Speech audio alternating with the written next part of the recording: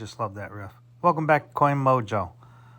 I'm going to go over a die clash error demonstration on the Wilma Mankiller quarter.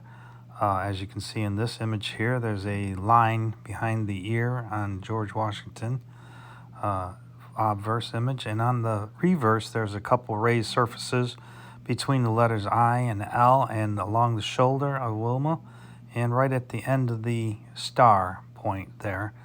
Those are all signs of die clashing. I had a little demonstration for you to kind of go through this and give you an idea. Okay, I wanted to learn a little bit myself about die clashes, and I put together this demonstration here to show you how a die clash can cause raised lines in the surfaces of a coin. In this particular situation, the Wilma Mankiller, on the obverse, there are lines in around the earlobe, and those are pretty prominent, as you've seen in the photos that I just showed you. Now, if I take this photo and I make it transparent and bring in the reversed image of the Wilma Mankiller, you can see right in this area here where her hair is a high point, right? And so basically on the die, that would be a high point on the die. And so when the two dies clash or bang against each other, those high points will put lines in the opposing die or the reverse die, and or the obverse. And here is part of the star and part of the hair here. So if I take and switch it back to the other side, you can see where that star might show up under the nose of George Washington, and her hairlines will show up right underneath the earlobe. And there should be some lines through here. Let's see what that is. Her shoulder. So this line is going to be the highest spot on the die, right? All the images are carved out. So that edge can also put lines into the reverse die or the obverse. So we go back to that. So that means that we should be able to see possibly some lines around In God We Trust. Now, in regards to the clashes on the reverse, on Wilma Mankiller's side, if I take and translucent this, some of the images around, for instance, the profile of George Washington's mouth may show up around the star, throughout the star here, and along her shoulder, and right here between the I and L and Killer. Now, mind you, I'm showing you the reversed image because that's what you're going to get on the die, is a reverse image on the opposite side when they do clash. So this is part of the nose in or the eye. That's George Washington's eyelid right there, and that will come out between the I and the L.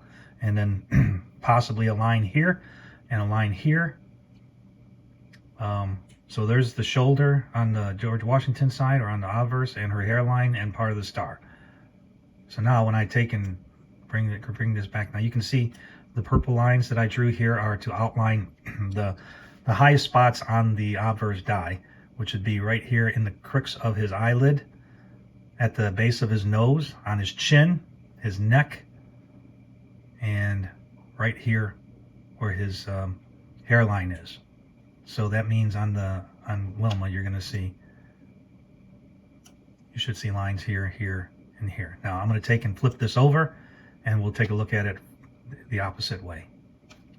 Okay, I'm back, and now what I've done is I've taken and created a positive image of the reverse of Wilma Mankiller, and then I took the image of George and created a negative image. So that's kind of what you're getting, is this negative image. Imagine all these high spots as being carved out, and all the flat areas are the high spots. And when you take and make it transparent, so the high spots are basically along the edge right here, here, here, here, and then on the opposite die, all of these high spots are carved out. That means that the two flat surfaces are the high spots, and all the details are low spots. So you would bang against each other and maybe leave telltale signs of the line work. So for instance, when we focus on George Washington's eyelid, that may be the highest spot on the die. And what it did is it put a ding in the flat spot on the Wilma Mankiller side, or the reverse, leaving this little bit of impression of his eyelid. Same thing here, where George Washington's sideburns are, and then his earlobe. You'll see a line in here, in this area. Let's see if I can get that little, right, this area here. So there's his earlobe and his sideburn, right?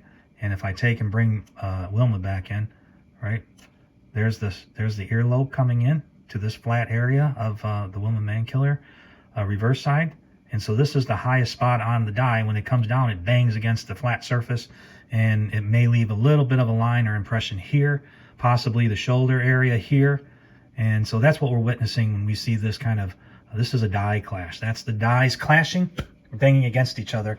And that happens when there is no planchet in the chamber, and the press comes down and they bang against each other because there's nothing to prevent it from banging into each other, because there's no planchet or no metal between them.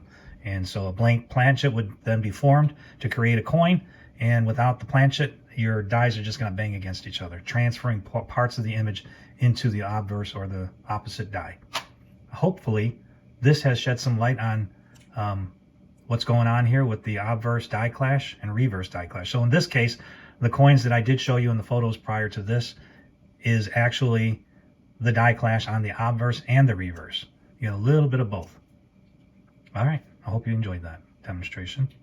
Okay, so now that we have a better understanding of what a die clash is, we know what to look for. We're looking for raised lines on flat surfaces, such as behind the earlobe and around the shoulder and in between the letters I and L. Hey, check me out on Facebook if you want to join a conversation or add some images. Hit that like, subscribe, and hit the bell. Share this with friends if you think somebody that wants information. Thank you for coming. Coin Mojo out.